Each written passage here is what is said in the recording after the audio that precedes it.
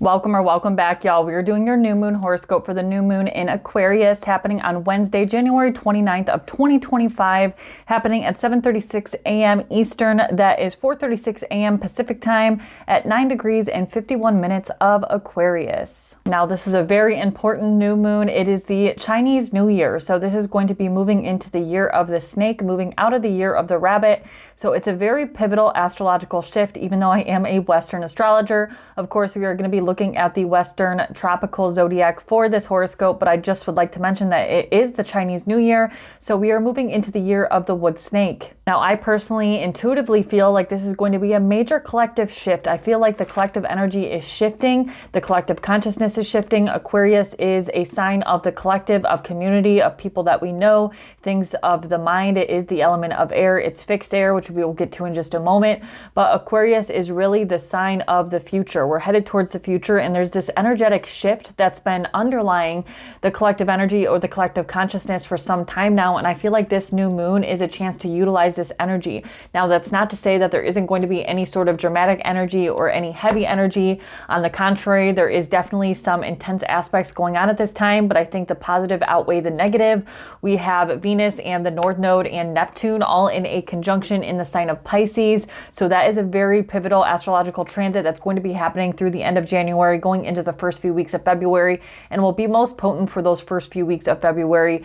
And the North Node really exuberates anything it touches, and it's also there with Venus at the time of this new moon, so that's a very important aspect that we need to touch on, as well as Mercury, which is conjunct to Pluto. Technically, Mercury and Pluto are in a loose conjunction to this new moon because this new moon is happening at 9 degrees, and Mercury and Pluto are in the first degree, so it's like, I would say 1 degree in like 50 some minutes of Aquarius. So it's a wide orb with Mercury and Pluto in conjunction to this new moon. It's like 8 or 9 degrees, 8 degrees for Mercury, 9 degrees for Pluto, but it's still technically in a loose conjunction. So it's going to amplify those Plutonian and the Pluto and Aquarius themes that we're going to be experiencing over the next 20 years as Pluto moves its way through Aquarius. So as you can see here, we do have this new moon at 9 degrees, 51 minutes of Aquarius in a loose conjunction, as I just mentioned, to Mercury and Pluto in the sign of Aquarius. I am using the 0 degrees Aries chart just to make it more accessible to you guys that, obviously I'm not using houses because that is, this is a general horoscope for the collective. So it is in technically the 11th house, but it's Aquarian energy or 11th house energy. This is in the first decan of Aquarius, and it just so happens that this decan of Aquarius, or decan, I should say. I know a lot of people correct me on that, or a lot of people correct me on my pronunciation and how I speak a lot. So I don't really care if you don't like how I say things or if I'm saying things the wrong way. We're all human and we all say things in different ways, right? Tomato, tomato. But this is in the first decan or decan of Aquarius, and this decan or decan of Aquarius is ruled by Uranus and or Saturn. But for the tarot card associated with this decan, it's going to be the Five of Swords. Now, the Five of Swords is associated with conflict, challenges, defeat. It's winning at all costs, the need for open communication. It can also represent cheats, liars, tricksters, crime, competition, disagreements, arguments, disputes, bullying, intimidation. But it also could represent needing to surrender to something, like you've already lost the battle or, taking the L, so to speak. It can represent, aggression with our communication. So I think communication and the mind themes of Mercury are going to be very present, especially because Mercury is conjunct to Pluto during this new moon. This is also a tarot card that could be associated with violence or like physically hurting people or mentally hurting people or through, speech and communication. That's definitely a highlight because it is in the element of air or swords. Now, of course, Aquarius is the 11th sign of the zodiac. It is fixed air, ruled by planet Uranus. In modern astrology, but traditional astrology, it was ruled by planet Saturn. And this is represented by the water bearer. Now, the water bearer myth essentially is saying that the water bearer carries the water to the rest of the gods on Mount Olympus, and it's pouring forth the wisdom or knowledge to humanity as a whole. It's very future oriented and focused on the betterment of the whole collective consciousness and what that looks like moving towards the future. That's why it's ruled by Uranus in modern astrology. Aquarius is the humanitarian, the truthsayer, the rebel, the revolutionary. It's very eccentric, unique, it's outspoken, it's very intellectual, community focused, future oriented, very much a visionary, very creative, spontaneous, authentic, original, logical, social, intuitive, And I would say a good word for Aquarian energy would be progressive, because it's looking towards the future, not so much as looking towards the past. It is interesting though, if you note that traditionally it's ruled by planet Saturn, and Saturn is very much a planet that is associated with the past or being more negative. Uranus is very future oriented. So that's just a interesting correlation in how they switch from the traditional meanings or the traditional rulers of the signs versus the modern rulers of the signs. I personally agree. Obviously, I am an evolutionary astrologer. I agree more with the modern rulers. So we're going to say that Uranus is the ruler of this new moon. Now, some negative associations with Aquarius could be a little bit detached, aloof, somewhat weird or strange or different, rebellious. You know, rebellious can be good or bad depending on the context or depending on its manifestations. Aquarius energy can also be very stubborn, very hard-headed, unpredictable, impulsive, numb, or even anxious. You know, Uranus is definitely an energy that rules the nervous system and it excites our nervous system. So anytime we have heavy Aquarian energy, which we're going to for the next 20 years with Pluto and Aquarius, but especially with other Aquarius transits going on, our nervous systems could be feeling a bit amped up and we could be feeling more anxious than we typically do. Okay, now diving a little bit deeper, guys, I'm trying to keep these horoscopes just a little bit shorter and sweeter. Obviously, I am using a green screen, but I just want to talk about how this new moon is going to be almost exactly aspecting to Jupiter down here in Gemini. Remember that Jupiter is retrograde in the sign of Gemini. And this is a very prominent energy. Jupiter is the great benefic. I really like this new moon. I really like this aspect with it in trine to Jupiter. And this gives us a lot of positive, benefic, good fortune, good luck energy in regards to the element of air, because, you know, the new moon is in Aquarius, Jupiter is retrograde in the sign of Gemini. They're both air signs. They're both very intellectually stimulating. They're both really about conversation and the mind and, you know, being intellectual or things to do with study, learning, or qualities of air, right? This is a very positive, very generous energy. It's very expanding. It's very giving. It gives us a lot of opportunities for the future. It allows us to have visions for the future and create ideas for the future. Gemini and Aquarius are both signs that have to do with ideas or thinking or using the mind or our thoughts, controlling our thoughts or having positive thoughts. So utilizing positive thoughts and positive energy are going to be very beneficial for you during this new moon, especially if you have planets in Gemini or Aquarius. But that said, I think this is a beautiful energy. It also brings good luck and benefic energy to our emotional sphere, because new moons, of course, are a conjunction of the sun and the moon is always going to represent our emotional state and our emotional well-being. Also, in more so like a collective astrology view, this is going to represent the people. So it brings good luck and benefic energy to the people. Good luck to do with things like you know, that we're learning or we're communicating. It's a great time to work out underlying tensions through conversation or communication with other people. It's a great energy for new ideas, expansive ideas, and looking towards the future. It creates a lot of opportunities. It's also a very social energy. So utilizing the social aspect of this new moon, you know, reaching out to that friend that you haven't talked to in months, or reaching out to, you know, just people that you find intellectually stimulating, people that share some sort of intellectual compatibility with you, bouncing ideas off of each other, or being together in a community-focused way. You know, your friends, family members, community groups, associations, things like that are going to be extremely beneficial for you to utilize during this new moon. Now, I also did mention that this new moon is technically in a loose conjunction with Mercury and Pluto. I'm just going to be focusing on Mercury for this particular aspect. It is an 8-degree orb, so it's a little, you know, it's a little bit wide of an orb. So a lot of astrologers wouldn't consider this an aspect. Typically, if I was reading a natal chart, I wouldn't technically consider this a conjunction. But because this is, in my personal opinion and intuitively, I feel like this is going to be a very prominent shift in the collective energy. I think that we at least need to touch on this Mercury loosely conjunct to this new moon. So there is a connection between the emotional self and the mental self. And I think I mentioned that when we were talking about the trine to Jupiter. Mercury is the mind and the moon is our emotional well-being. So there's a connection between our emotions and our thoughts, and we're able to kind of find a balance between the two. This is a great energy for introspective work, for self-reflection, communication with self, with other people. And to me, with the loose conjunction with Mercury and Pluto, which we will get to in just a moment, it's almost like revealing of information. Air signs really have a lot to do with information in general. Obviously, they're very intellectual. It's the mind. But with Mercury conjunct to Pluto, it's almost like revealing something of the shadow of the collective. Pluto is a generational planet. It's a collective planet. So we'll get to that in just a moment, but with Mercury in conjunction to this new moon, it's almost like we could utilize some sort of information that's coming to light.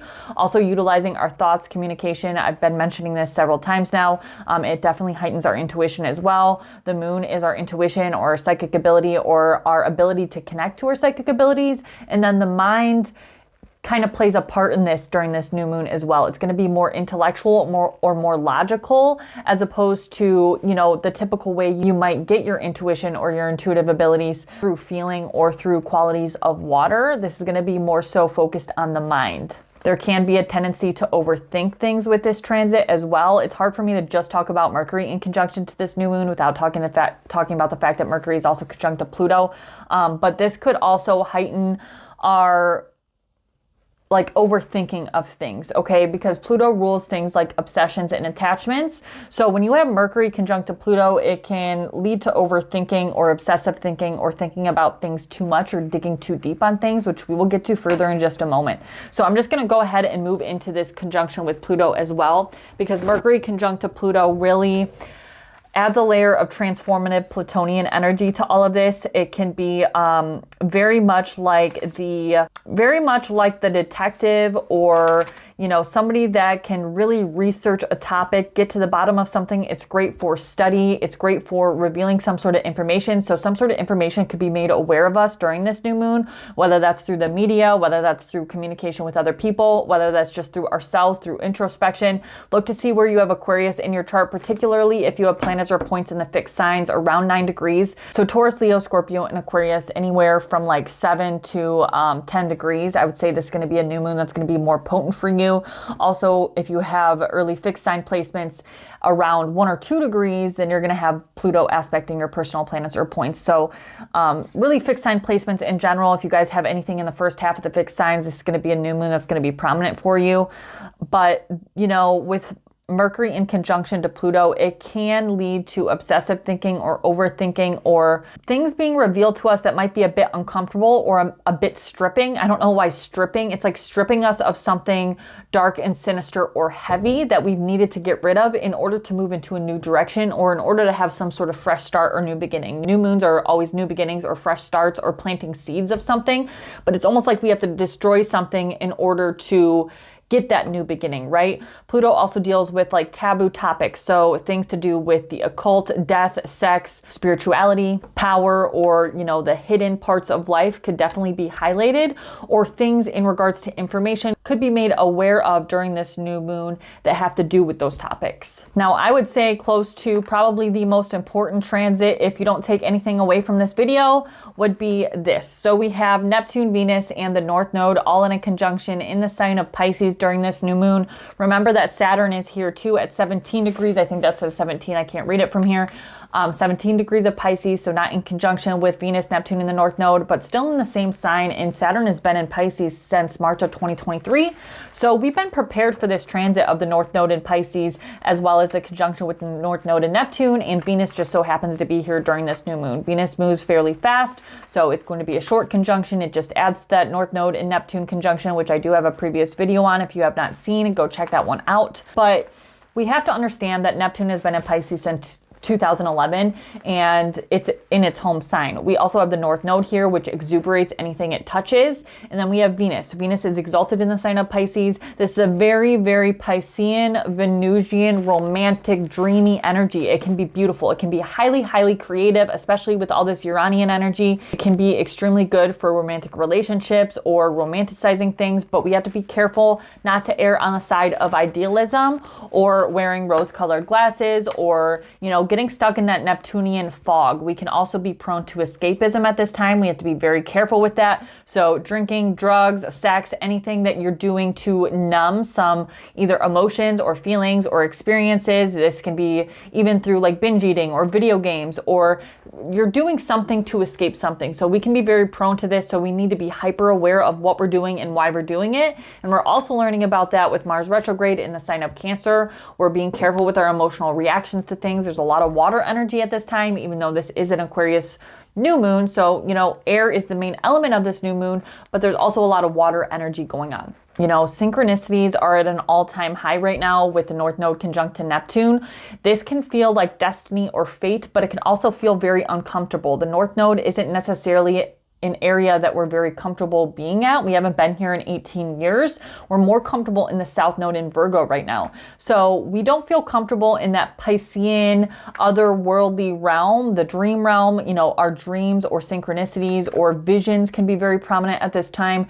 Dream work or keeping a dream journal could be extremely helpful for you as well, working through subconscious tendencies or subconscious fears or things to do with the subconscious, things that are deeply ingrained into your subconscious could be being made aware to you at this time. Just we have to remember to be aware of disillusionment, not seeing things clearly, not being grounded in reality, etc., etc. Yes, we do want to head towards the North Node in Pisces, but remember, it's not just diving headfirst into the North Node and completely forgetting about the lessons of the South Node. Yes, we have mastered the South Node, but we have to find an even balance. We have to take the positive qualities of that South Node in Virgo. So taking those positive qualities of the South Node in Virgo and finding a balance as we're moving towards the North Node and learning the lessons that are associated with the North Node in Pisces. So, you know, I think that we're going to see a lot of things to do with religious reform or people reverting back to organized religion, Christianity, Islam, or Judaism are going to be the three main ones, and there's nothing wrong with that.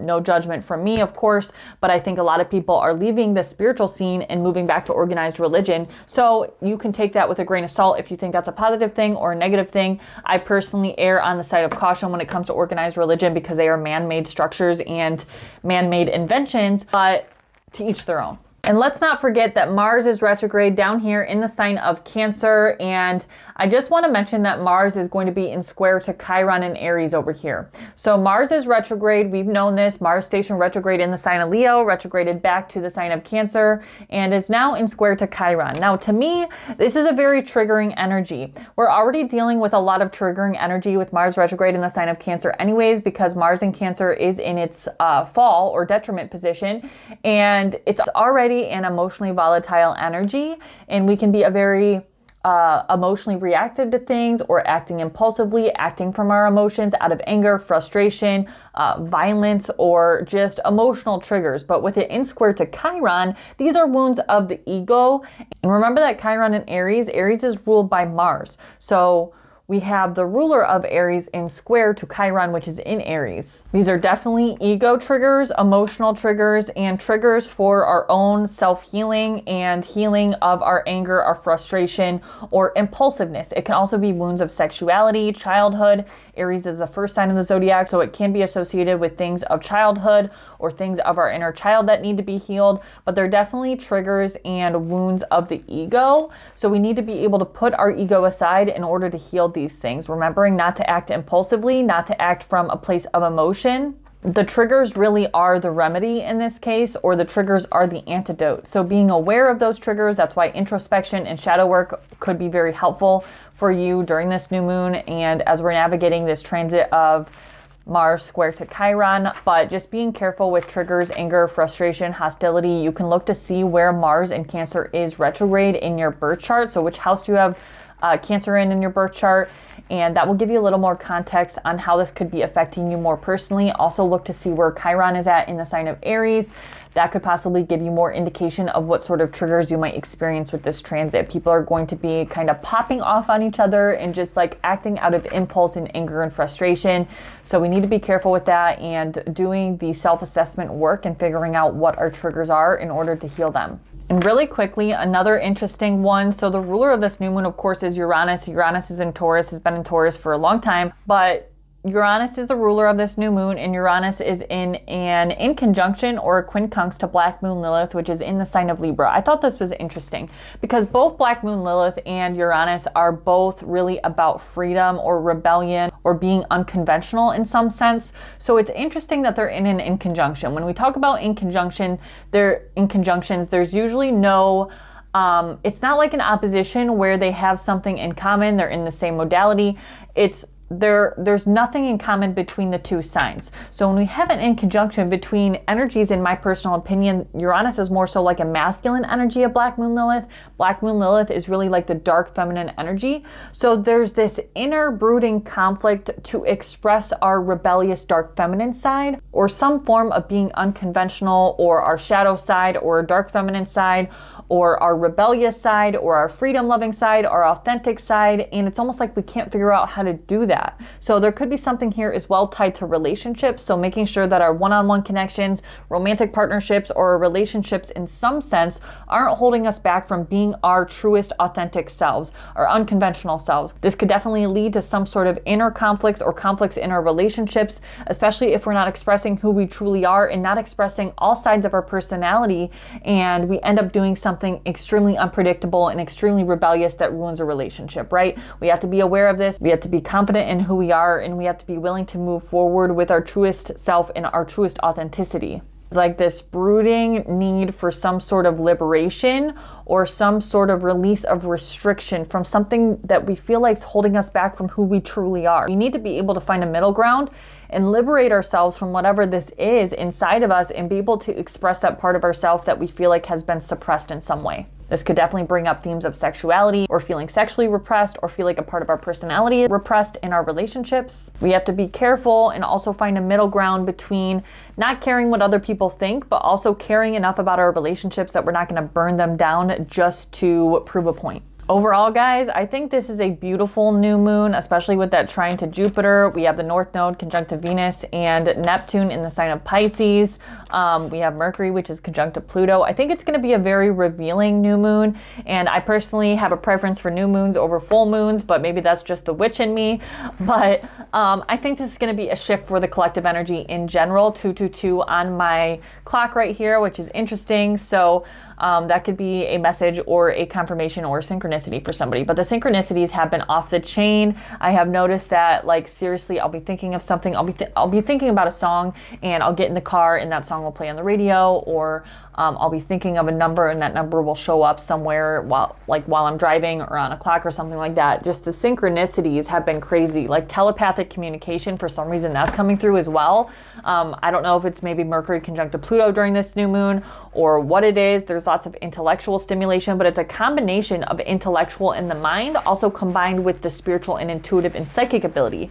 So to me, that spells out like telepathic communication. So I don't know, take with that what you will. I'm kind of just getting a very intuitive feeling about this new moon being very prominent for the collective energy. There might be something that's like a little bit shocking or a little bit jolting or even a little bit painful. It could be in your personal life or on more so of a collective scale. That's a little bit painful or a little bit difficult to navigate, but in the end, it ultimately ends up healing you or healing the collective on a larger scale. So there is a lot to come in the coming days. I have a lot of content planned out for you guys. I have courses coming out. I have physical products coming out. So stay tuned for all of that. Personal readings can be found in the description box or the pinned comment. Any questions, comments, concerns, you can always shoot me an email. I also have a free mini ebook at the link in the description box and the pinned comment for a tarot history lesson. So if you guys are interested in the history of tarot, I wrote a little mini ebook. If you guys are interested in that, it's 100% free. So go ahead and check that out in the link below. But yeah, happy new moon in Aquarius, guys. Much love. I love you all very much, and stay groovy.